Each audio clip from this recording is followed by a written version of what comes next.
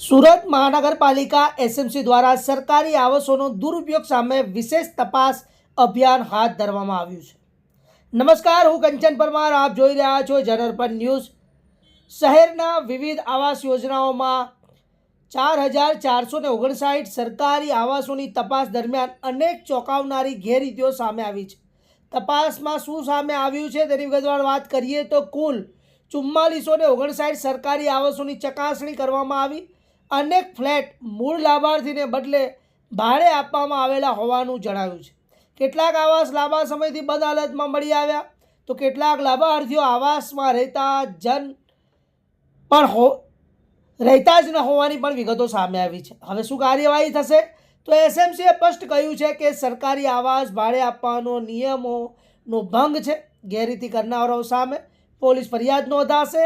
આવાસની ફાળવણી રદ કરવામાં આવશે. સરકારી આવાસ પરત લેવાની કાર્યવાહી હાથ ધરાશે. જરૂર પડે ત્યાં કાયદેસરની દંડાત્મક કાર્યવાહી પણ કરવામાં આવશે. એસએમસીની અપીલ: મહાનગરપાલિકાએ તમામ લાભાર્થીઓને પોતાના ફાળવેલા સરકારી આવાસોના નિયમ મુજબ જ ઉપયોગ કરવા અને કોઈપણ વ્યક્તિએ ભાડે કે ગેરકાયદેસર રીતે સોંપવા નહીં તેવી ચેતવણી પણ આપી છે. તો હવે આ સુરત મહાનગરપાલિકા એટલે એસએમસી જાગી છે. હવે વડોદરા, રાજકોટ, અમદાવાદ દ્વારા પણ આ ગેરરીતિઓ સામે કેટલી જલ્દી લાલ આંખ કરવામાં આવે છે તે જોવાનું રહેશે. સતત અપડેટ માટે જોતા રહો જનરપન ન્યૂઝ. અમે તમારી માટે નવા અહેવાલો પ્રસ્તુત કરીશું, કારણ કે અમે તમને બતાવીશું જે હાલમાં સત્યતા અને પારદર્શકતા સાથેના અહેવાલો તમે જોઈ શકશો. તો અમારી ચેનલને લાઈક કરો, શેર કરો અને સબસ્ક્રાઈબ કરો.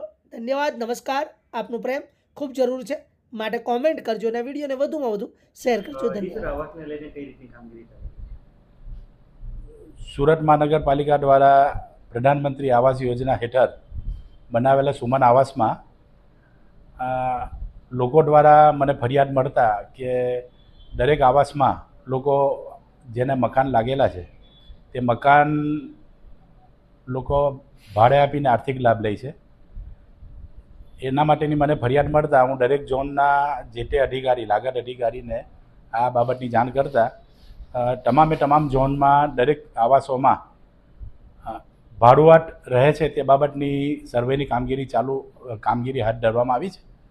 જેમાં હાલમાં મારી પાસે જે આંકડા છે તે મુજબ રાંદેર ઝોનમાં હાલમાં અત્યારે 3 જગ્યા પર એ લોકોએ સર્વે કરેલું છે. જેમાં સૌથી વધારે જે ફરિયાદ છે તે સુમન ચંદન જહાંગીરપુરા વિસ્તારમાં છે. તેમાં ગઈકાલે એ લોકોએ 1252 ફ્લેટ ચેક કરતા તેમાંથી લોકો તાળું મારીને બંધ હોય એવા 600 ફ્લેટ છે. ભાડુઆત 70 છે. બીજું આવાસ સુમન સ્નેહ છે, તેમાં 888 ફ્લેટ ચેક કરતા 396 મકાન બંધ હાલતમાં મળેલ છે અને ભાડુઆત 30 છે. તે રીતે સુમન મુદ્રામાં સર્વે દરમિયાન ફ્લેટ ચેક કરતા 1221, તેમાં બંધ હાલતમાં 429 છે અને 75 ભાડુઆત માલુમ પડેલ છે. બંધ મકાન પણ છે તેના પણ નંબર અને નોંધી અને તેને ફરીથી ચેક કરવાની સૂચના આપી છે અને ભાડુઆત તરીકે જે રહેતા હોય તેના પર સખતમાં સખત કાર્યવાહી કરવાની પણ સૂચના આપી છે. જે લોકો ભાડેથી રહે છે આવાસની અંદર એને શું સૂચના, અત્યારે શું ચેતવણી આપશો?